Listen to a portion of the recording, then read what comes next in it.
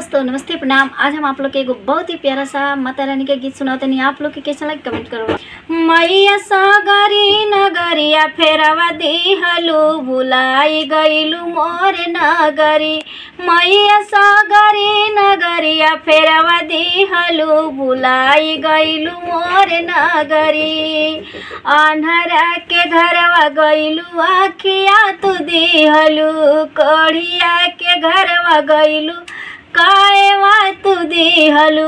मैया सबकी महलिया फेरवा दिहलू भुलाई गईलू मोर झोपड़ी।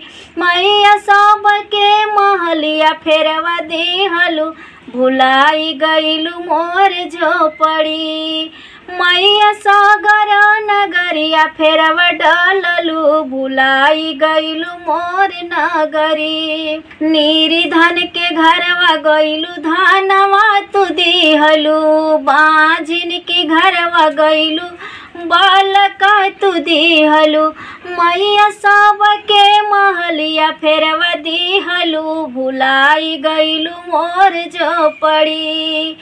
मैया सबकी अचरवा दयवा दिहलू भुलाई गईलू मोर आचरी।